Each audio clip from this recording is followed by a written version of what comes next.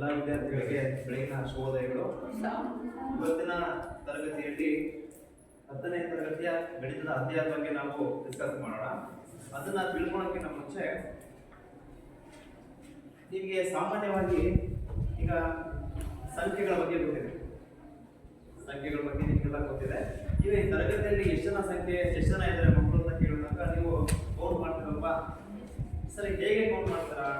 1 2 3 4 ಈ ರೀತಿ ನೀವು ಕೌಂಟ್ ಅನ್ನು ಮಾಡ್ಬಿಟ್ಟು ಸರ್ ಗಂಡು ಮಕ್ಕಳು ಎಷ್ಟು ಜನ ಇದ್ದಾರೆ, ವಿದ್ಯಾರ್ಥಿನಿಯರು ಎಷ್ಟು ಜನ ಇದ್ದಾರೆ ಅಂತ ನೀವು ಹೇಳ್ತೀರ, ಹೌದಲ್ವಾ? ಸರಿ, ಇವನ್ನ ನಾವು ಸಂಖ್ಯೆಗಳು ಅಂತ ಕರಿತೀವಿ. ಎಂತ ಕರಿತೀವಿ? ಸಂಖ್ಯೆಗಳು. ಸರಿ, ಈಗ ಸಂಖ್ಯೆಗಳಲ್ಲಿ ಕೂಡ ಹಲವಾರು ವಿಧಗಳು ಬರುತ್ತೆ. ಆಲ್ರೆಡಿ 8ನೇ ಕ್ಲಾಸ್ 9ನೇ ತರಗತಿಯಲ್ಲಿ ನಿಮ್ಗೆ ಹೇಳ್ಕೊಟ್ಟಿದೆ. ಸಂಖ್ಯೆಗಳಲ್ಲಿ ಹಲವಾರು ವಿಧಗಳು ಬರುತ್ತೆ. ಮೊದಲನೇದ ಬರೋದು ಯಾರಪ್ಪ ಅಂದ್ರೆ ಸ್ವಾಭಾವಿಕ ಸಂಖ್ಯೆಗಳು. ಈ ಸ್ವಾಭಾವಿಕ ಸಂಖ್ಯೆಗಳು ಅಂದ್ರೆ ಯಾವ ರೀತಿ ಇರುತ್ತೆ ಅಂತಂದ್ರೆ, ನಾವು ಈಗಿನ ಹೇಳಿದ್ರೆ ಈ ಎಣಿಕೆಯ ಸಂಖ್ಯೆಗಳು ಅಂತ ಹೇಳಿ, ಎಣಿಕೆಯ ಸಂಖ್ಯೆಗಳಾದ 1 2 3 4 ಇತ್ಯಾದಿ, ನಾವು ಈ ಸಂಖ್ಯೆಗಳನ್ನ ಸ್ವಾಭಾವಿಕ ಸಂಖ್ಯೆಗಳು ಅಂತ ಹೇಳಿ ಕರಿತೀವಿ. ಅರ್ಥ ಆಗಿದೆಯಾ? ಹಾಗಾದ್ರೆ ಸ್ವಾಭಾವಿಕ ಸಂಖ್ಯೆಗಳು ಏನಪ್ಪಾ ಅಂತಂದ್ರೆ ಎಣಿಕೆಯ ಸಂಖ್ಯೆಗಳಾದ 1 2 3 4 ಎಷ್ಟು ಬೇಕಾಗಿರ್ಬೋದು, ಮುಂದಕ್ಕೆ ಎಷ್ಟು ಬೇಕಾದ್ರೂ ಸಂಖ್ಯೆ ಮುಂದಕ್ಕೆ ಹೋಗಿರ್ಬೋದು. ನಾವು ಎಲ್ಲ ಸಂಖ್ಯೆಗಳನ್ನ ಎಂತ ಕರಿತೀವಿ? ಸ್ವಾಭಾವಿಕ ಸಂಖ್ಯೆಗಳು. ಸರಿ, ಇದಾದ್ರೂ ಬರುವ ಸಂಖ್ಯೆಗಳು ಯಾವಪ್ಪ ಅಂದ್ರೆ ಪೂರ್ಣ ಸಂಖ್ಯೆಗಳು. ಆ ಸಂಖ್ಯೆಗಳಿಗೆ ಪೂರ್ಣ ಸಂಖ್ಯೆಗಳು. ಸರಿ, ಸ್ವಾಭಾವಿಕ ಸಂಖ್ಯೆಗಳಿಗೆ ನಾವು 0ನ ಸೇರಿಸಿಕೊಂಡಾಗ ನಮಗೆ ಬರುತ್ತಲ್ವಾ ಆ ಸಂಖ್ಯಾ ಗಣವನ್ನು ನಾವು ಪೂರ್ಣ ಸಂಖ್ಯೆಗಳು ಅಂತ ಕರಿತೀವಿ. ಪೂರ್ಣ ಸಂಖ್ಯೆಗಳು ಏನಪ್ಪಾ ಅಂದ್ರೆ ಸ್ವಾಭಾವಿಕ ಸಂಖ್ಯೆಗಳು ಮತ್ತು ಪೂರ್ಣ ಸಂಖ್ಯೆಗಳಿಗೆ ಏನು ವ್ಯತ್ಯಾಸ ಹೇಳಿ? ಅಲ್ವಾ? ಸ್ವಾಭಾವಿಕ ಸಂಖ್ಯೆಗಳ ಗಣಕ್ಕೆ ಸಂಖ್ಯೆಗಳಿಗೆ ನಾವು 0ನ ಸೇರಿಸಿದಾಗ ನಮಗೆ ಯಾವ ಸಂಖ್ಯೆಗಳ ಗಣ ಬಂದಿದೆ? ಪೂರ್ಣ ಸಂಖ್ಯೆಗಳ ಗಣ ನಮಗೆ ಬಂದಿದೆ. ಸರಿ, ಎರಡನೇ ಸಂಖ್ಯೆ ಯಾವ್ದಪ್ಪ ಅಂತಂದ್ರೆ ವಿಧಾನ ಮತ್ತೆ ಪೂರ್ಣ ಸಂಖ್ಯೆಗಳು, ಹೌದಲ್ವಾ? ಸರಿ, ಇಷ್ಟ ಆದ್ಮೇಲೆ ಆಗಿದೆಯಾ? ಸರಿ, ಎರಡನೇ ಸಂಖ್ಯೆಗಳ ವಿಧಗಳು ಯಾವ್ದಪ್ಪ ಅಂದ್ರೆ ಪೂರ್ಣ ಸಂಖ್ಯೆಗಳ ಬಗ್ಗೆ ಆಯ್ತು. ಸರಿ, ಇದಾದ್ಮೇಲೆ ಬರುವ ಸಂಖ್ಯೆಗಳು ಯಾವ್ದಪ್ಪ ಅಂದ್ರೆ ಈ ಸಾಮಾನ್ಯವಾಗಿ ನೋಡಿರ್ಬೋದು, ಈ ಭಾರತದ ಉತ್ತರ ಭಾಗದಲ್ಲಿ ನಿಮಗೆ ಟೆಂಪರೇಚರ್ ಕೆಲವು ಸಲ ಏನಾಗುತ್ತೆ, ಕೆಲವು ತಿಂಗಳುಗಳಲ್ಲಿ ಏನಿರುತ್ತೆ -, ಡಿಗ್ರಿ ಇರುತ್ತಲ್ವಾ? -4 ಡಿಗ್ರಿ, -6 ಡಿಗ್ರಿ ಈ ರೀತಿ ಇರುತ್ತೆ. ನಮ್ಮಲ್ಲಿ ಏನಾಗುತ್ತೆ ಟೆಂಪರೇಚರ್ 20-30 ಈ ರೀತಿ ಇರುತ್ತೆ ಅಲ್ವಾ? ಸರಿ, ಅಂದ್ರೆ ಪ್ಲಸ್ ಕೂಡ ಇರುತ್ತೆ, ಕೆಲವೊಂದು ಕಡೆ ಮೈನಸ್ ಕೂಡ ಇರುತ್ತಲ್ವಾ? ಹಾಗಾಗಿ ಈ ಧನ ಸಂಖ್ಯೆಗಳು ಮತ್ತೆ ಋಣ ಸಂಖ್ಯೆಗಳು ಹಾಗೂ 0 ಮೂರನ್ನು ಕೂಡ ಒಳಗೊಂಡಿರುವ ಸಂಖ್ಯೆಗಳು ಒಂದು ವಿಧ ಇದೆ. ಅದ್ಯಾವುದಪ್ಪ ಅಂತಂದ್ರೆ ಪೂರ್ಣಾಂಕಗಳು. ಯಾವ್ದು? ಈ ಪೂರ್ಣಾಂಕಗಳಲ್ಲಿ ಯಾವ್ಯಾವ ಸಂಖ್ಯೆಗಳು ಅಂತ ಹೇಳಿ ಸರಿ? ನಾನು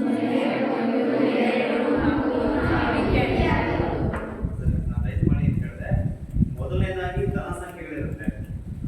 0ಯಿಂದ ಈ ಕಡೆ ಬರುವುದು ಧನ ಸಂಖ್ಯೆಗಳಾಗುತ್ತೆ. 0ಯಿಂದ ಎಡಗಡೆ ಇರುವಂತವು ಋಣ ಸಂಖ್ಯೆಗಳಾಗುತ್ತೆ. ಈ ಧನ ಸಂಖ್ಯೆಗಳು, ಋಣ ಸಂಖ್ಯೆಗಳು ಹಾಗೂ 0 ಎಲ್ಲವನ್ನೂ ಕೂಡ ಒಳಗೊಂಡಿರುವ ಸಂಖ್ಯೆಗಳ ಗಣ ಯಾವ್ದಪ್ಪ ಅಂದ್ರೆ ಪೂರ್ಣಾಂಕಗಳ ಗಣ, ಹೌದಲ್ವಾ? ಇದೆಷ್ಟಪ್ಪ ಅಂದ್ರೆ ಪೂರ್ಣಾಂಕಗಳು.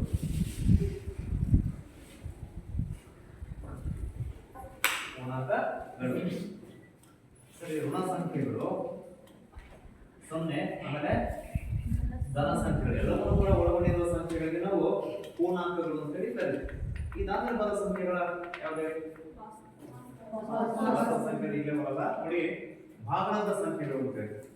ಭಾಗಲಬ್ಧ ಸಂಖ್ಯೆಗಳು. ಸರಿ, ಯಾವ ಸಂಖ್ಯೆಗಳು p/q ರೂಪದಲ್ಲಿ ಇರುತ್ತದೆಯೋ, p/q ರೂಪದಲ್ಲಿ ಇರುತ್ತದೆಯೋ, ಆಮೇಲೆ q ಅಂದ್ರೆ ಅಂಶನ ಚೇತನ, ಸರಿ, ಛೇದ ಏನಾಗಿರಬಾರದು? 0ಗೆ ಸಮನಾಗಿರಬಾರದು. q is not equal to 0. ಸರಿ, ಈ ತರ ಇರುವ ಸಂಖ್ಯೆಗಳಿಗೆ ನಾವು ಭಾಗಲಬ್ಧ ಸಂಖ್ಯೆಗಳು ಅಂತ ಕರಿತೀವಿ. ಎಂತ ಸಂಖ್ಯೆಗಳು? ಹೌದಲ್ವಾ? ಸರಿ, ಭಾಗಲಬ್ಧ ಸಂಖ್ಯೆಗಳು ಅಂತಂದ್ರೆ ಯಾವ ಸಂಖ್ಯೆಗಳು p/q ರೂಪದಲ್ಲಿ ಇರುತ್ತದೆಯೋ ಅಂತಹ ಸಂಖ್ಯೆಗಳನ್ನ ಭಾಗಲಬ್ಧ ಸಂಖ್ಯೆಗಳು ಅಂತ ಹೇಳಿ ಕರೀತೀವಿ. ಸರಿ, ಎಷ್ಟು ಬರೋದಾದಪ್ಪ ಅಂದ್ರೆ ಅಭಾಗಲಬ್ಧ ಸಂಖ್ಯೆಗಳು ಅಂತ ಹೇಳಿ. ಅಭಾಗಲಬ್ಧ ಸಂಖ್ಯೆಗಳು. ಸರಿ, ಇವು ಹೇಗಿರುತ್ತೆ? ನಾವು ಯಾವ ಸಂಖ್ಯೆಗಳನ್ನ p/q ರೂಪದಲ್ಲಿ ವ್ಯಕ್ತಪಡಿಸೋದಕ್ಕೆ ಸಾಧ್ಯವಾಗಲ್ಲ ಅಂತಹ ಸಂಖ್ಯೆಗಳನ್ನ ಅಭಾಗಲಬ್ಧ ಸಂಖ್ಯೆಗಳು ಅಂತ ಕರೀತೀವಿ. ಸಂಖ್ಯೆಗಳು ಅಭಾಗಲಬ್ಧ ಸಂಖ್ಯೆಗಳು. ಸರ್, ಎಕ್ಸಾಂಪಲ್ ಹೇಳಿದ √2 √3 ಸರಿ ಈ ಸಂಖ್ಯೆಗಳನ್ನ ಅಭಾಗಲಬ್ಧ ಸಂಖ್ಯೆಗಳು ಅಂತ ಕರೀತಾರೆ. ಅಭಾಗಲಬ್ಧ ಸಂಖ್ಯೆಗಳು. ಸರಿ ನಾನು ಎಷ್ಟು ಸಂಖ್ಯೆಗಳ ವಿಧಗಳ ಬಗ್ಗೆ ಹೇಳ್ಕೊಟ್ಟಪ್ಪ ಅಂದ್ರೆ ಸ್ವಾಭಾವಿಕ ಸಂಖ್ಯೆಗಳು, ಪೂರ್ಣ ಸಂಖ್ಯೆಗಳು, ಪೂರ್ಣಾಂಕಗಳು, ಭಾಗಲಬ್ಧ ಸಂಖ್ಯೆಗಳು ಮತ್ತೆ ಅಭಾಗಲಬ್ಧ ಸಂಖ್ಯೆಗಳು. ಹೌದಲ್ವಾ? ಇವೆಲ್ಲ ಆಯ್ತು. ಹಾಗಾದ್ರೆ ಇವೆಲ್ಲವನ್ನೂ ಕೂಡ ಒಳಗೊಂಡಿರುವ ಒಂದು ಸಂಖ್ಯೆಗಳ ಗಣ ಇದೆ. ಎಲ್ಲವನ್ನೂ ಕೂಡ ಒಳಗೊಂಡಿರುವ ಒಂದು ಸಂಖ್ಯೆಗಳ ಗಣ ಇದೆ. ಇದರಲ್ಲಿ ಏನಾಯ್ತು, ಸ್ವಾಭಾವಿಕ ಸಂಖ್ಯೆಗಳು 1 2 3 4 ಮಾತ್ರ ಇತ್ತು. ಇದರಲ್ಲಿ 0 ಇಂದ ಮತ್ತೆ 1 ಮಾತ್ರ ಇತ್ತು. ಪೂರ್ಣ ಸಂಖ್ಯೆಗಳಲ್ಲಿ ಏನಾಯ್ತು, ಪೂರ್ಣಾಂಕಗಳಲ್ಲಿ ಧನ ಇತ್ತು, ಋಣ ಇತ್ತು, 0 ಕೂಡ ಇತ್ತು. ಹೌದಲ್ವಾ? ಭಾಗಲಬ್ಧ ಮತ್ತೆ ಅಭಾಗಲಬ್ಧ ಬೇರೆ ಬೇರೆ ಇತ್ತು. ಇವೆಲ್ಲವನ್ನೂ ಕೂಡ ಒಳಗೊಂಡಿರುವ ಒಂದು ಗಣ ಇದೆ. ಯಾವ್ದಪ್ಪ ಅಂತಂದ್ರೆ ಸಂಖ್ಯೆಗಳಿದೆ. ಅದ್ಯಾವ್ದಪ್ಪ ಅಂದ್ರೆ ವಾಸ್ತವ ಸಂಖ್ಯೆಗಳು. ಅರ್ಥ ಆಗಿದೆಯಾ? ಹಾಗಾದ್ರೆ ನಾವು ಇಂದಿನ ತರಗತಿಯಲ್ಲಿ ಅಭ್ಯಾಸ ಮಾಡುವ ಪಾಠ ಯಾವ್ದಪ್ಪ ಅಂದ್ರೆ ವಾಸ್ತವ ಸಂಖ್ಯೆಗಳು. ಅರ್ಥ ಆಗಿದೆಯಾ? ಇವತ್ತಿನ ತರಗತಿಯಲ್ಲಿ ಈ ವಾಸ್ತವ ಸಂಖ್ಯೆಗಳ ಬಗ್ಗೆ ಅಭ್ಯಾಸವನ್ನ ಮಾಡೋಣ.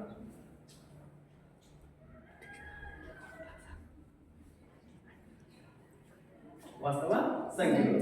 ಸರಿ, ವಾಸ್ತವ ಸಂಖ್ಯೆಗಳನ್ನ ನಾವು ಕ್ಯಾಪಿಟಲ್ ಲೆಟರ್ ಆರ್ ನಿಂದ ಅದನ್ನ ಸೂಚಿಸ್ತೀವಿ.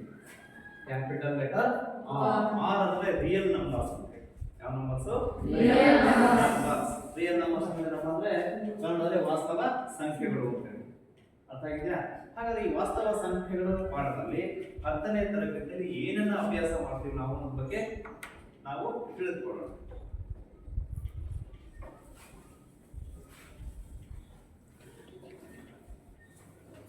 ನೋಡಿ ಸರ್, ಮೊದಲನೇದಾಗಿ ಅವಿಭಾಜ್ಯ ಅಪವರ್ತನಗಳು ಅಂತ ಬರುತ್ತೆ. ಇವಾಗ ಇಂಗ್ಲಿಷ್ ಸ್ಕೂಲಲ್ಲಿ 5, 6, 7ನೇ ಕ್ಲಾಸ್ ಅಲ್ಲಿ ಅಥವಾ 8, 9ನೇ ತರಗತಿಯಲ್ಲಿ ಈ ಅವಿಭಾಜ್ಯ ಅಪವರ್ತನಗಳ ಬಗ್ಗೆ ಅಭ್ಯಾಸ ಮಾಡಿದ್ದೀರ.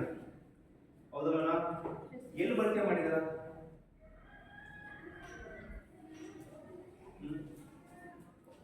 ಅವಿಭಾಜ್ಯ ಅಪವರ್ತನಗಳನ್ನ ಎಲ್ಲಿ ಬಳಕೆ ಮಾಡಿದ್ದೀರಾ? ಹೇಗಿರಬೇಕು?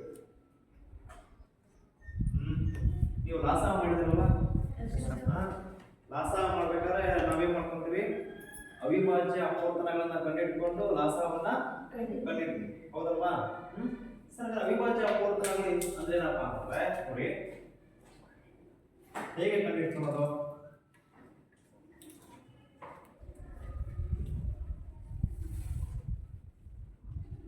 ಅವಿಭಾಜ್ಯ ಅಪವರ್ತನಗಳು. ಸರ್, ಯಾವ್ದೊಂದು ಸಂಖ್ಯೆ ಕೊಡ್ತೀನಿ, ಆ ಸಂಖ್ಯೆಗೆ ನಿಮಗೆ ಅವಿಭಾಜ್ಯ ಅಪವರ್ತನಗಳನ್ನ ಕಂಡುಹಿಡ್ಕೊಳ್ರಿ, ಕಂಡುಹಿಡಿದಿ ಅಂತ ಹೇಳ್ತೀನಿ. ಸರಿ, ಯಾವ ರೀತಿ ಕಂಡುಹಿಡ್ಕೊಂತೀರಾ?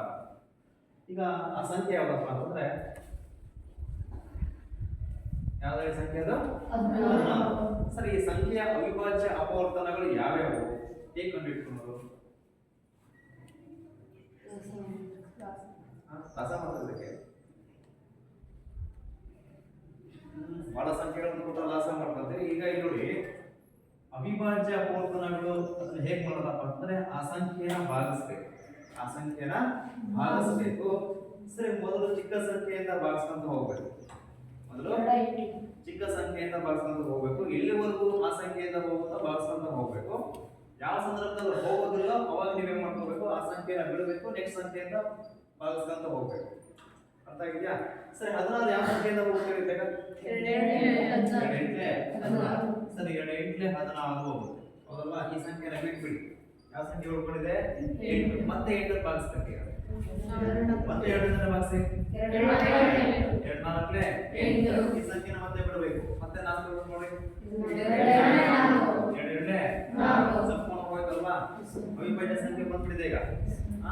ಸರಿ, ಈ ಸಂಖ್ಯೆಗಳನ್ನ ಯಾವ ಸಂಖ್ಯೆಗಳು ಅಂತೇಳಿ 2 × 2 × 2. ಅಂತ ಇದೆಯಾ? ನಾವು ಈ ಸಂಖ್ಯೆಗಳನ್ನ ಅವಿಭಾಜ್ಯ ಅಪವರ್ತನಗಳು ಅಂತ ಕರಿತೀವಿ. ಅವಿಭಾಜ್ಯ ಅಪವರ್ತನಗಳು. ಯಾವುದರ ಅವಿಭಾಜ್ಯ ಅಪವರ್ತನಗಳು? 16ರ ಅವಿಭಾಜ್ಯ ಅಪವರ್ತನಗಳು. ಸರಿ, ಏನು ಬರ್ತೇಳಿ? 2 × 2 × 2. ಅರ್ಥ ಇದೆಯಾ? ನಾವು 2 × 2 × 2 ನಾವು ಏನಂತ ಕರಿತೀವಿ? ಅವಿಭಾಜ್ಯ ಅಪವರ್ತನಗಳು. ಯಾವುದರ ಅವಿಭಾಜ್ಯ ಅಪವರ್ತನಗಳು? ಸರಿ, ಒಂದೇ ಸಂಖ್ಯೆ ಇರೋದ್ರಿಂದ 2 ಎಷ್ಟು ಇದೆ ನೋಡಿ? 4 ಸರಿ ಇದೆ ಅಲ್ವಾ? ಹಾಗಾಗಿ ಇದನ್ನ ಎಡರ ಘಾತಾಂಕ 4 ಅಂತ ಬರೀತೀವಿ. ಎಡರ ಘಾತಾಂಕ 4. ಸರಿ, ಈ ರೀತಿ ನಾವು ಒಂದು ಸಂಖ್ಯೆನ ಕೊಟ್ಟಾಗ ಅವಿಭಾಜ್ಯ ಅಪವರ್ತನಗಳನ್ನ ಕಂಡುಹಿಡ್ಕೋಬಹುದು. ಅರ್ಥ ಆಗಿದೆಯಾ? ಹೆಡಿಂಗ್ ಮಾಡ್ಕೊಳ್ಳಿ, ಅವಿಭಾಜ್ಯ ಅಪವರ್ತನಗಳು.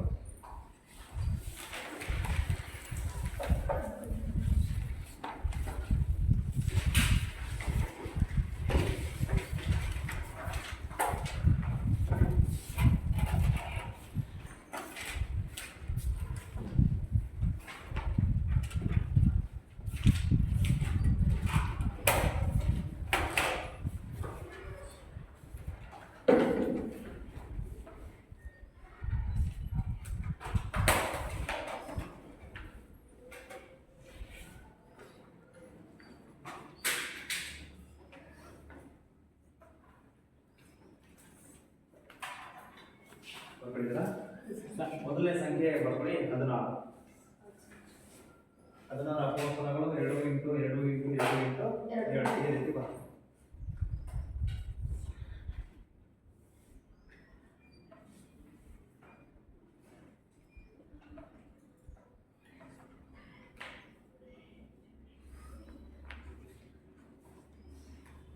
ಆಗಿದೆಯಾ?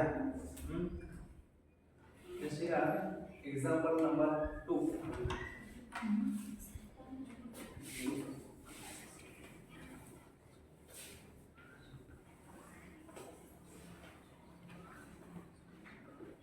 ನೋಡಿ, ಕೆಲವು ಎಕ್ಸಾಂಪಲ್ಸ್ ಇದೆ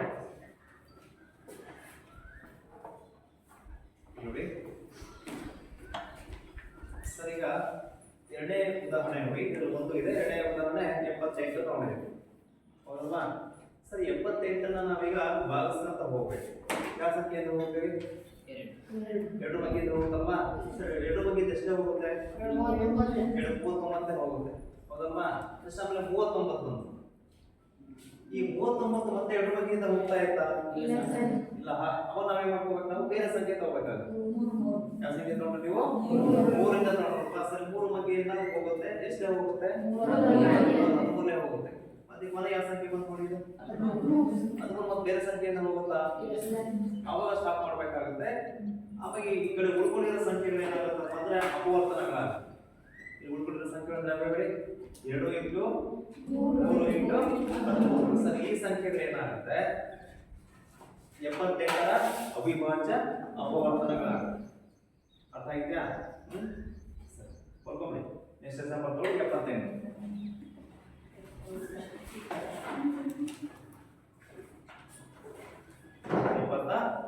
ಸರ್, ಇಲ್ಲಿ ಬೋರ್ಡ್ ಮೇಲೆ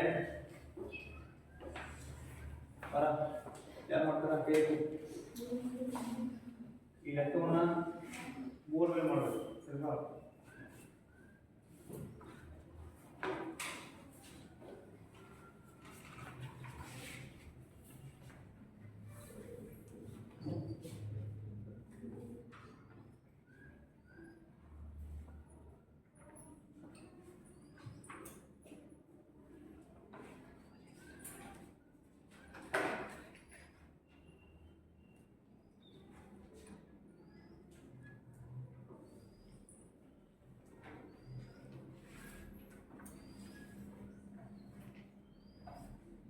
ಸರಿ ನೋಡಿ, ಏನ್ ಬಂದ ಆನ್ಸರ್? 2 into 3 into 13. ಸರಿ, ಇವು 78ರ ಅವಿಭಾಜ್ಯ ಅಪವರ್ತನಗಳಾಗಿವೆ. ಬರ್ಕೊಡ್ತೀರಾ?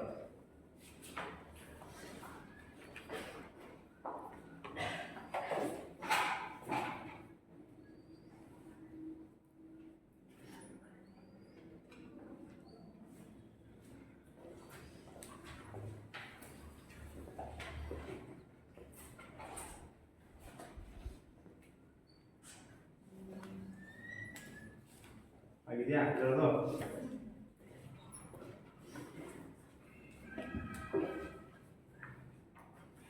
ಸರಿ. ಇಲ್ಲಿವರೆಗೂ ನಾವು ಸಂಖ್ಯೆಗಳ ಅವಿಭಾಜ್ಯ ಅಪವರ್ತನಗಳನ್ನ ಹೇಗೆ ಕಂಡುಹಿಡ್ಕೊಳ್ಬೇಕು ಅನ್ನೋದು ಆಯ್ತು, ಹೌದಲ್ವಾ? ಈಗ ಈ ಅವಿಭಾಜ್ಯ ಅಪವರ್ತನಗಳನ್ನ ಬಳಕೆ ಮಾಡಿಕೊಂಡು ಹೇಗೆ ನಾವು ಸಂಖ್ಯೆಗಳ ಲಾಸ ಮತ್ತೆ ಮಾಸವನ್ನ ಮಾಡೋದ್ರ ಬಗ್ಗೆ ನಾವೀಗ ಅಭ್ಯಾಸವನ್ನ ಮಾಡೋಣ.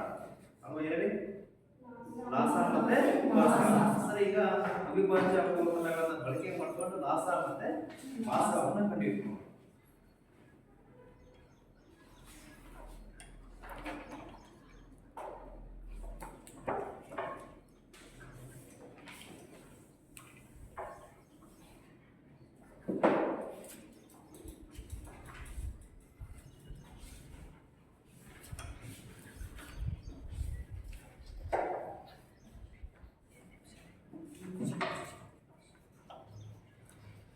ಅವಿಭಾಜ್ಯ ಅಪವರ್ತನಗಳಿಂದ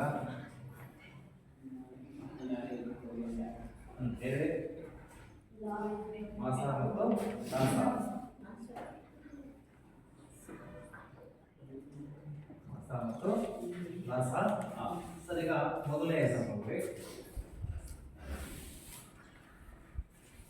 96 ಮತ್ತು 96 ಮತ್ತು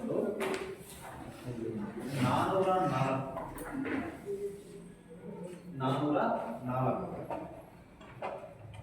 ಲೆಕ್ಕ ಮಾಡಬಹುದು. 96 ಮತ್ತು 404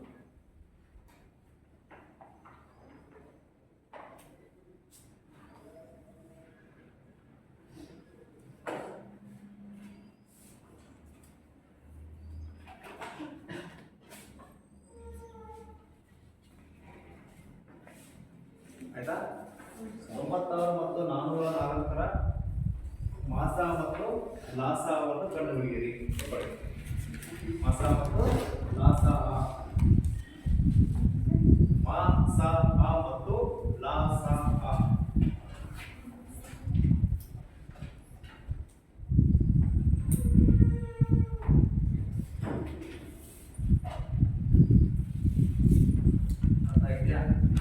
ನೋಡಿ, ಈಗ ನಿಮಗೆ ಈ ಸಂಖ್ಯೆಗಳ ಮಾಸ ಮತ್ತು ಲಾಸ ಆಗಬೇಕು.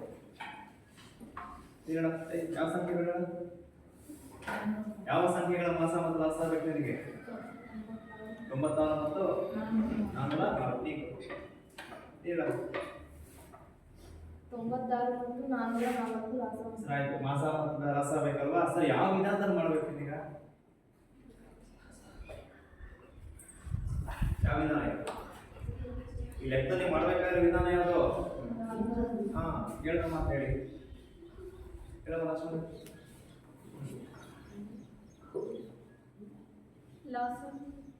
ಲಾಸ ಮತ್ತು ಮಾಸ ಮಾಡಬೇಕು. ಯಾವ ವಿಧಾನವನ್ನು ಬಳಕೆ ಮಾಡಿಕೊಂಡು ಲಾಸ ಮತ್ತು ಮಾಸ ಮಾಡಬೇಕು? ಅವಿಭಾಜ್ಯ ಅಪವರ್ತನ. ಹೌದಲ್ವಾ? ಇಲ್ಲೇ ಬರ್ತದೆ ತಾನೆ. ಸರಿ, ಅವಿಭಾಜ್ಯ ಅಪವರ್ತನಗಳನ್ನ ಬಳಕೆ ಮಾಡಿಕೊಂಡು ನಾವು ಮಾಸ ಮತ್ತು ಲಾಸ ಮಾಡಬೇಕು. ಹೌದಲ್ವಾ? ಸರ್ ಈಗ ಮೊದಲು ಏನ್ ಮಾಡ್ಕೋಬೇಕು? ಒಂದನೇ ಸಂಖ್ಯೆನ ತೆಗೆದುಕೊಂಡು ಆ ಸಂಖ್ಯೆಯ ಅವಿಭಾಜ್ಯ ಅಪವರ್ತನಗಳನ್ನ ಕಂಡುಹಿಡ್ಕೋಬೇಕು. ಸರಿ, ಮೊದಲನೇ ಸಂಖ್ಯೆ ಯಾವ್ದು? 96. ಸರ್ 96 ಕಂಡುಹಿಡ್ಕೋಣ. ಸರ್ 96 ಹೇಳಿ, ಎಷ್ಟು ಹೋಗುತ್ತೆ? ಎಷ್ಟು? 2 4 ಇಂಟು 16 ಹೋಗುತ್ತೆ 43. ಮತ್ತೆ ನೀವೇ ಮಾಡ್ಕೋಬೇಕು. ಮತ್ತೆ 2 ಜನ ಬಸ್ಬೇಕಲ್ವಾ? ಹೇಳಿ. ಹಾ, 4. ನೆಕ್ಸ್ಟ್ 2 ಹೌದಲ್ವಾ? ಆಮೇಲೆ 2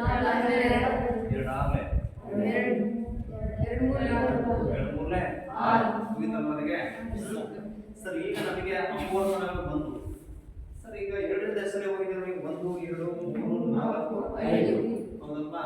ಹಾಗಾಗಿ ಇದು ಏನಾಗುತ್ತೆ? 7ರ ಘಾತಾಂಕ ಎಷ್ಟಾಗುತ್ತೆ? 5 ಆಗುತ್ತೆ. 7ರ ಘಾತಾಂಕ ಮತ್ತೆ ಸಂಖ್ಯೆ ಇದೆ, 3 ಹೆಸರಿದೆ, 1 ಸರಿ ಇದೆ ಅಲ್ವಾ? ಹಾಗಾಗಿ ಇಂಟು 3 ಅಂತ ಬರ್ತದೆ.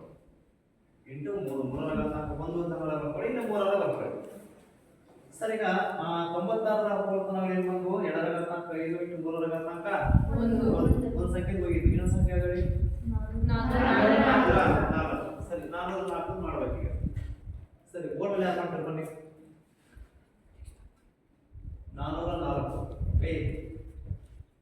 ಈಗ 404ರ ಅಪವರ್ತನಗಳನ್ನ ಕಂಡುಹಿಡ್ಕೋಬೇಕು. ಮತ್ತೆ ಬೇರೆ ತಪ್ಪದ ಪರವಾಗಿ ಬನ್ನಿ.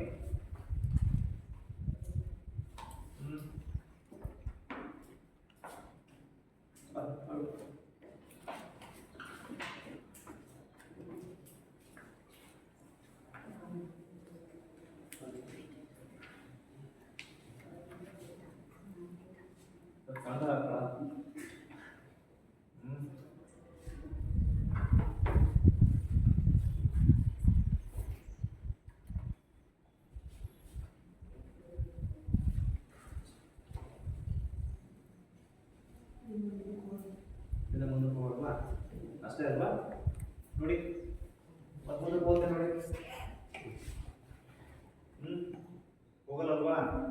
ಸರಿ, 2 ಇಂಟು 2 ಇಂಟು ಎಷ್ಟು? 100.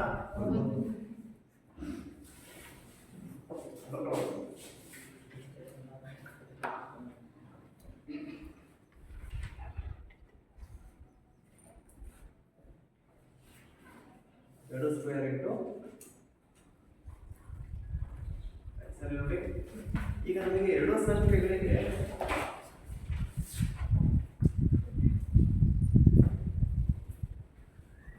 ಅಪವರ್ತನ ಬಂದಾಗಿದೆ ಅಲ್ವಾ? ಈಗ ನಾವು ಈ ಅಪವರ್ತನಗಳನ್ನ ಬಳಕೆ ಮಾಡಿಕೊಂಡು ಮಾಸ ಮತ್ತು ಲಾಸ ಮಾಡಬೇಕು. ಫಸ್ಟ್ ಕೇಳಿಸ್ಕೊಳ್ಳಿ ನೋಡಿದ್ರೆ. ಸರ್, ಈಗ ಮಾಸವನ್ನ ಹೇಗೆ ಕಂಡುಹಿಡ್ಕೊಳ್ಳೋದು? ಈ ಅಪವರ್ತನಗಳನ್ನ ಬಳಕೆ ಮಾಡಿಕೊಂಡು ಹೇಳಿ ನೋಡೋಣ. ಸರಿ, ಮಾಸ ಬೇಕು ಅಂದ್ರೆ ನೀವೇ ಮಾಡ್ಕೋಬೇಕಿದೆ. ಎರಡು ಸಂಖ್ಯೆಗಳ ಅಪವರ್ತನಗಳಲ್ಲಿ ಏನು ಸಾಮಾನ್ಯವಾಗಿ ಬರುತ್ತೋ ಅದು ಮಾಸ ಆಗುತ್ತೆ. ಏನು ನಮಗೆ ಕಾಮನ್ ಆಗಿ ಬರುತ್ತೋ ಅದೇನಾಗುತ್ತೆ? ಮಾಸ ಆಗುತ್ತೆ. ಸರಿ, ಎಲ್ಲರೂ ಕೂಡ ಕಾಮನ್ ಆಗಿ ಬರೋದು ಯಾವುದು? ಅಪವರ್ತನಗಳು ಚೆಕ್ ಮಾಡಿಕೊಳ್ಳಿ. ಅಲ್ವಾ? ಎರಡು ಮೇಲ್ಗಡೆ ಎಷ್ಟಿದೆ ನೋಡಿ? 2 ಘಾತಾಂಕ 5. ಕೆಳಗಡೆ ಎಷ್ಟಿದೆ? 2 ಎರಡರಲ್ಲೂ ಕೂಡ ಇದೆ. ಮತ್ತೆ ಕಡಿಮೆ ಗಾತ್ರ ತಗೋಬೇಕಾಗುತ್ತೆ ಮಾಸ ಆಗಿ. ಕಡಿಮೆ ಗಾತ್ರದ ಆ ಸಂಖ್ಯೆ ಇದೆ ಇದರಲ್ಲಿ 2 ಅಲ್ವಾ? ಹಾಗಾಗಿ 2 ಸ್ಕ್ವೇರ್ ತಗೋಬೇಕಾಗುತ್ತೆ. 2 ರ ಘಾತಾಂಕ 7 ತಗೋಬೇಕಾಗುತ್ತೆ. ಸರಿ, ಈಗ 2 ಮಧ್ಯಮ ಇದೆ ನೋಡಿ. ಈಗ 3 ತೆಗೆದುಕೊಳ್ಳೋಣ ಅಂತ ಹೋದ್ರೆ 3 ಒಂದ್ಸರಿ ಮಾತ್ರ ಇದೆ. 101 ಅದು ಒಂದ್ಸರಿ ಒಂದ್ ಕಡೆ ಮಾತ್ರ ಇದೆ ಅಲ್ವಾ? ಹಾಗಾಗಿ ನಮಗೆ ಮಾಸ ಬರೋದಿಲ್ಲ. ಹಾಗಾಗಿ ಟೋಟಲ್ ಮಾಸ ಎಷ್ಟಾಗುತ್ತೆ ನಮಗೆ ಅಂದ್ರೆ 2 ಸ್ಕ್ವೇರ್ ಅಂದ್ರೆ ಎಷ್ಟು? 4. ಹಾಗಾದ್ರೆ 2 ಸಂಖ್ಯೆಗಳ ಮಾಸ ಎಷ್ಟಾಗುತ್ತೆ ನಮಗೆ? 4. ಅರ್ಥ ಆಗಿದೆಯಾ? ಅಂದ್ರೆ ಮಾಸ ಬರಬೇಕು ಅಂತ ಏನಾಗಿರ್ಬೇಕು? ಅಪವರ್ತನಗಳು ಎರಡಲ್ಲೂ ಕೂಡ ನಮಗೆ ಸೇಮ್ ಬರಬೇಕು. ಸೇಮ್ ಇದ್ದ ಮಾತ್ರ ನಮಗೆ ಅವಾಗ ಸಂಖ್ಯೆಗಳ ಮಾಸ ಎಷ್ಟಾಗುತ್ತೆ? ಆ ಸಂಖ್ಯೆ ಆಗಿರುತ್ತೆ. ಹೌದಲ್ವಾ? ಎರಡಲ್ಲೂ ಕೂಡ ಕಾಮನ್ ಆಗಿದೆ. 2 ಕಾಮನ್ ಆಗಿದೆ. ಕಡಿಮೆ ಗಾತ್ರದ ಯಾವುದು? 2 ಸ್ಕ್ವೇರ್ ಅಲ್ವಾ? 2 ಸ್ಕ್ವೇರ್ ಏನಾಗುತ್ತೆ? 2 ಸಂಖ್ಯೆಗಳಿಗೆ ಮಾಸ ಆಗುತ್ತೆ. 2 ಸ್ಕ್ವೇರ್ ನ ಬೆಲೆ ಎಷ್ಟು? 4. ಟೋಟಲ್ ಮಾಸ ಎಷ್ಟು? 4 ಆಗುತ್ತೆ. ಹೌದಲ್ವಾ? ಈಗ ಲಾಸ ಹಾಕೋಣ. ಸರ್, ಲಾಸವನ್ನು ಹೇಗೆ ಕಂಡುಹಿಡ್ಕೊಳ್ಳೋದು? ನೋಡಿ, ಎಷ್ಟು ತರ ಸಂಖ್ಯೆಗಳಿರುತ್ತೋ ಅಷ್ಟನ್ನು ಬರ್ಕೊಳ್ಬೇಕು. ಆಮೇಲೆ ಹೈಯೆಸ್ಟ್ ಗಾತ್ರ ಇರೋದು ಏನಾಗುತ್ತೆ? ಮಾಸ ಆಗುತ್ತೆ. ಅತಿ ಹೆಚ್ಚು ಗಾತ್ರ ಇರೋದು ಏನಾಗುತ್ತೆ? ನಮಗೆ ಲಾಸ ಆಗುತ್ತೆ. ಹೌದಲ್ವಾ? ಈಗ ನೋಡಿ, 2 ಬಂದ್ರೆ ಎಷ್ಟಿದೆ? ಎಷ್ಟು? 5. ಆಮೇಲೆ ಮತ್ತೆ ಸಂಖ್ಯೆ ಇದೆ 3 ಕೂಡ ಏನಾಗುತ್ತೆ? ನಮಗೆ ಲಾಸ ಆಗ್ಬರುತ್ತೆ. ಆಮೇಲೆ 7 ಮುಗಿದಲ್ವಾ? 7 ಬಿಡಿ. ಮತ್ತೆ ಸಂಖ್ಯೆ ನೋಡಿ 801. ಹೌದಲ್ವಾ? ಸರ್, ಲಾಸ್ ಆಗಿ ನಮಗೆ ಇಷ್ಟು ಸಂಖ್ಯೆಗಳು ಬರುತ್ತೆ. ಈಗ ಇಷ್ಟು ಸಂಖ್ಯೆಗಳನ್ನ ಕ್ಯಾಲ್ಕುಲೇಷನ್ ಮಾಡ್ಕೋಬೇಕು. 7 ಘಾತಾಂಕ 5 ಎಷ್ಟು ಬರ್ಕೊಳ್ಳಿ? ಇದನ್ನು ಬರ್ಕೊಳ್ಳಿ ಮಾಡಿ. 2ನ್ನ 5 ಸರಿ ಬರ್ಕೊಂಡು ಗುಣಾಕಾರ ಮಾಡಬೇಕು. ಬೇಗ ಎಷ್ಟು ಬರ್ಕೊಳ್ಳಿ? 7 ರ ಘಾತಾಂಕ 5 ರ ಬೆಲೆ ಎಷ್ಟು ಹೇಳಿ? ಬೇಗ 7ನ್ನ 5 ಸರಿ ಎಷ್ಟು? 32. ಸರಿ, 32 ಇಂಟು 3 ಇಂಟು 101 ಗುಣಿಸಿ ಗುಣಾಕಾರ ಮಾಡಿ. ಮೊದಲು 37 ಇಂಟು 3 ಮಾಡಿ. ಎಷ್ಟು ಬರುತ್ತೆ ನೋಡಿ? 2 6 ಎಷ್ಟು? 96 ಇಂಟು 101 ಮಾಡಿ. 96 ಇಂಟು 101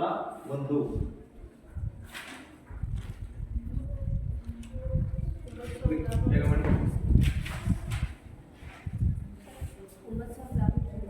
9696 ನೋಡಿ.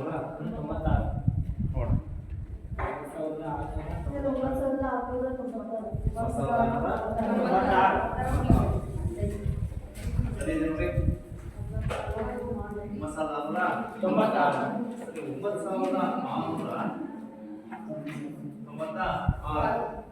ಸರಿ, ಈ ಸಂಖ್ಯೆ ಏನಾಗುತ್ತೆ? 2 ಸಂಖ್ಯೆಗಳಿಗೆ ಲಾಸ ಆಗುತ್ತೆ. 2 ಸಂಖ್ಯೆಗಳ ಲಾಸ ಎಷ್ಟು? 9696. ಸರಿ, ಈ ರೀತಿ ಮಾಡಬೇಕಾಗುತ್ತೆ. ಬರ್ಕೊಳ್ಳಿ.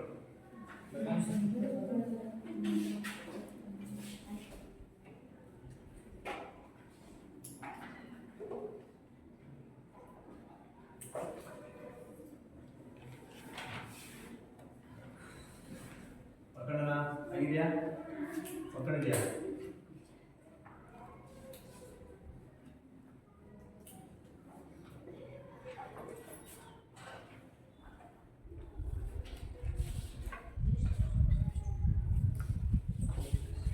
ಆಗಿಲ್ಲ ಅಂತ ಕೇಳಿ ಅರ್ಥ ಆಗಿದೆಯಾ? ಸರಿ ಇನ್ನೊಂದು ಸರಿ ನೋಡಿ, ನಿಮಗೆ ಯಾವುದೇ 2 ಸಂಖ್ಯೆಗಳನ್ನ ಕೊಟ್ಟು ಆ ಸಂಖ್ಯೆಗಳಿಗೆ ಮಾಸ ಮತ್ತೆ ಲಾಸವನ್ನ ಕೇಳಿದಾಗ ಅವಿಭಾಜ್ಯ ಅಪವರ್ತನಗಳನ್ನ ಬಳಕೆ ಮಾಡಿಕೊಂಡು ಮಾಸ ಮತ್ತು ಲಾಸವನ್ನ ಮಾಡಿ ಅಂತ ಕೇಳಿದಾಗ ನೀವೇನ್ ಮಾಡ್ಕೋಬೇಕು, ಮೊದಲು ಒಂದೊಂದು ಸಂಖ್ಯೆಯನ್ನು ತಗೋಬೇಕು. ಆ ಸಂಖ್ಯೆಗಳಿಗೆ ನೀವೇನ್ ಮಾಡ್ಕೊಳ್ಬೇಕಾಗುತ್ತೆ, ಈ ವಿಧಾನದಲ್ಲಿ ಅವಿಭಾಜ್ಯ ಅಪವರ್ತನಗಳನ್ನ ಕಂಡುಹಿಡ್ಕೋಬೇಕು. ಸರಿ, ಎಷ್ಟು ಬಂತು ಈ ಸಂಖ್ಯೆಯ ಅವಿಭಾಜ್ಯ ಅಪವರ್ತನಗಳು ಅಂತಂದ್ರೆ 2ರ ಘಾತಾಂಕ ಎಷ್ಟು 5, 3ರ ಘಾತಾಂಕ ಎಷ್ಟು 1. ಅಲ್ಲಿಗೆ ಒಂದು ಸಂಖ್ಯೆ ಮುಗೀತು, ಹೌದಲ್ವಾ? ಸರಿ, ಇನ್ನೊಂದು ಸಂಖ್ಯೆನ ತೆಗೆದುಕೊಂಡು ಮತ್ತೆ ನೀವೇ ಮಾಡ್ಕೋಬೇಕು, ಅದರ ಅಪವರ್ತನಗಳನ್ನ ಕಂಡುಹಿಡ್ಕೋಬೇಕು. ಸರಿ, ಈಗ ಈ ಸಂಖ್ಯೆ ಎಷ್ಟು ಬಂತು ನೋಡಿ, 404. ಯಾವ ಸಂಖ್ಯೆಗೆ ಹೋಗುತ್ತೆ? ಯಾವ ಸಂಖ್ಯೆಗೆ? 2ರ ಸಂಖ್ಯೆಗೆ ಹೋಗುತ್ತಲ್ವಾ? ಎಷ್ಟು ಹೋಯ್ತು ನೋಡಿ, 2ನೇ ಹೋಯ್ತು. ಮತ್ತೆ ನಾವು ಈ ಸಂಖ್ಯೆಯನ್ನು ಭಾಗಿಸಿದಾಗ 2ನ್ನ ಭಾಗಿಸಬಹುದು, ಎಷ್ಟೇ ಹೋಯ್ತು 101 ಹೋಗುತ್ತೆ. ಮತ್ತೆ 101 ಭಾಗಿಸೋದಕ್ಕೆ ಬರೋದಿಲ್ಲ. ಹಾಗಾಗಿ ಈಗ ಈ 3 ಸಂಖ್ಯೆಗಳೇ ಏನಾಗುತ್ತೆ, ನಮಗೆ ಅವಿಭಾಜ್ಯ ಅಪವರ್ತನಗಳಾಗುತ್ತೆ. ಯಾವ ಸಂಖ್ಯೆಗಳಿಗೆ? 2 × 2 × 101. ಸರ್, ಈಗ ನಾವು 2 ಸಂಖ್ಯೆಗಳಿಗೆ ಅವಿಭಾಜ್ಯ ಅಪವರ್ತನಗಳನ್ನ ಕಂಡುಹಿಡ್ಕೊಂಡಿದ್ದಾಯ್ತಲ್ವಾ? ಹೌದಾನೆ? ಈ ಅಪವರ್ತನಗಳನ್ನ ಬಳಕೆ ಮಾಡ್ಕೊಂಡು ನೀವೇ ಮಾಡ್ಕೋಬೇಕು, ಮಾಸಾನ ಮಾಡಬೇಕು, ಲಾಸಾನ ಕೂಡ ಮಾಡಬೇಕು. ಸರಿ, ಮಾಸ ಮಾಡೋದು ಹೇಗೆ? ಸರಿ, ಕಾಮನ್ ಆಗಿರ್ಬೇಕಲ್ವಾ? 2 ಸಂಖ್ಯೆಗಳ ಅಪವರ್ತನಗಳಲ್ಲಿ ಕಾಮನ್ ಆಗಿರೋದು ಏನಾಗುತ್ತೆ, ಮಾಸ ಆಗುತ್ತೆ. ಸರಿ, 2 ಕೂಡ ಸೇರಿದೆ ನೋಡಿ, 2ರ ಘಾತಾಂಕ 5 ಇದೆ, ಕೆಳಗಡೆ ಎಷ್ಟಿದೆ?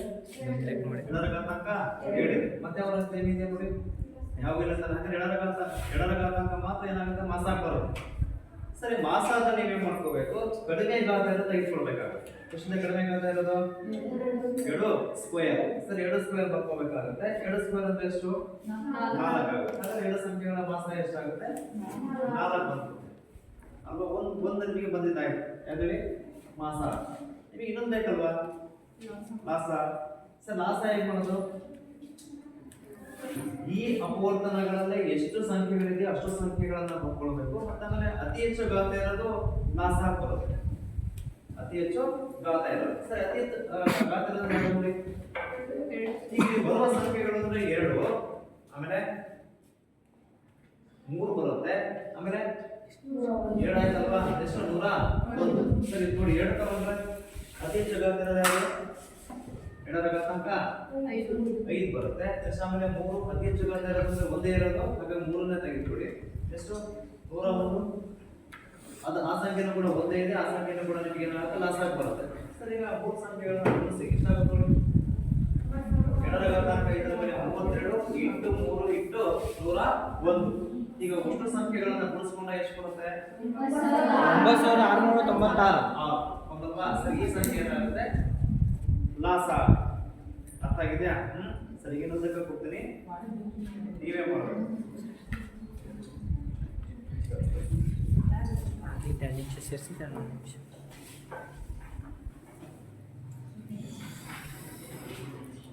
ತಗೊಳ್ಳಿ.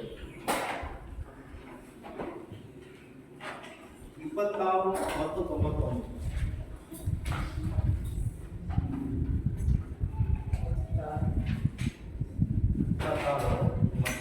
ಮತ್ತು 91 ಮಾಸ ಮತ್ತು ಲಾಸ.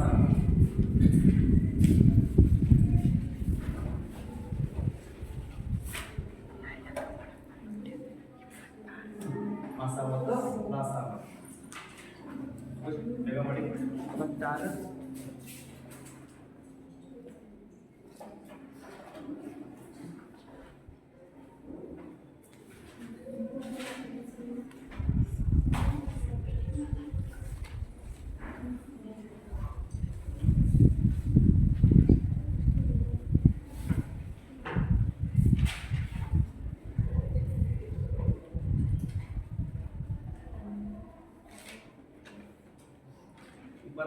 ಪೂರ್ಣ ಎಷ್ಟು ನೋಡಿ,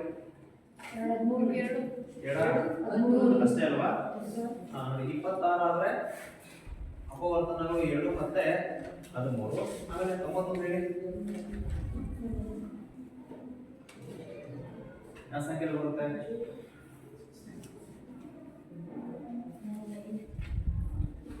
2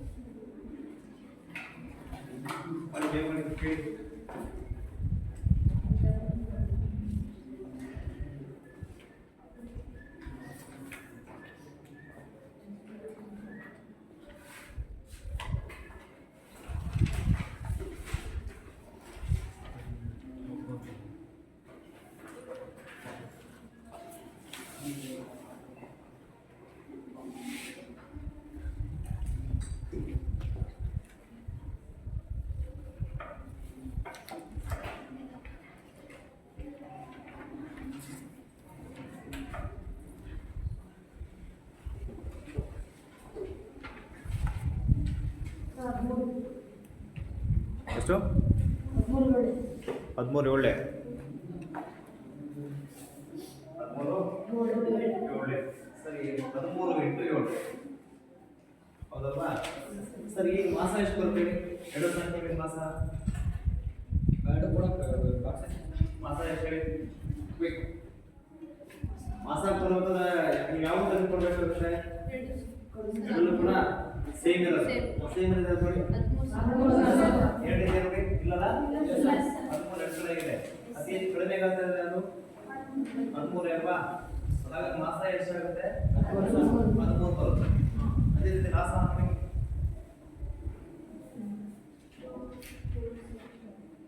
ನೋಡಿ ಎಲ್ಲಾ ತರ ಸಂಖ್ಯೆಗಳು ಬರ್ಕೋಬೇಕು 2 ಮತ್ತೆ 7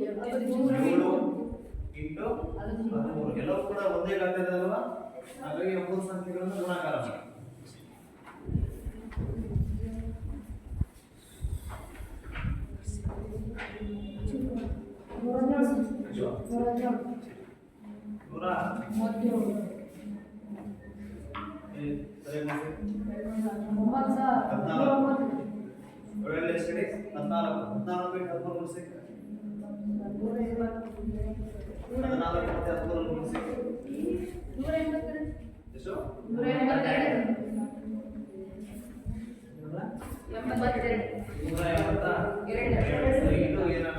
ಎರಡು ಸಂಖ್ಯೆಗಳು ಲಾಸ ಆಗುತ್ತೆ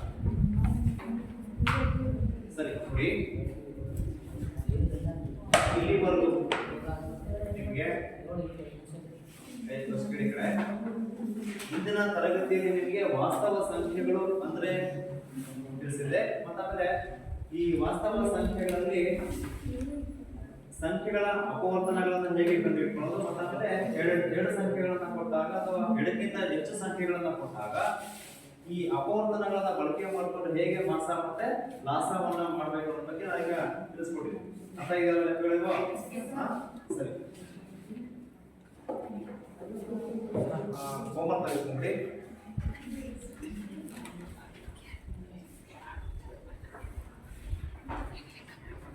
ಅಭ್ಯಾಸ 1.1ರಲ್ಲಿ ಮೊದಲನೇ ಮೇನ್ನಲ್ಲಿ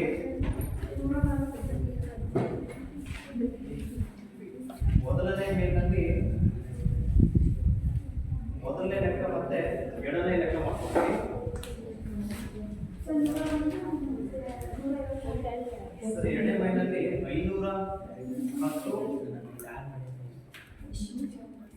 ಮತ್ತು 92 ಅನ್ನೋ ಒಂದು ಲೆಕ್ಕ ಇದೆ ಈ ಎರಡು ಸಂಖ್ಯೆಗಳ ಲಾಸ ಮತ್ತೆ ಮಾಸ ಮಾಡಬೇಕು ಇದು ಎರಡನೇ ಲೆಕ್ಕ ಇದೆ ಎರಡನೇ ಮೇನ್ನಲ್ಲಿ ಎರಡನೇ ಲೆಕ್ಕ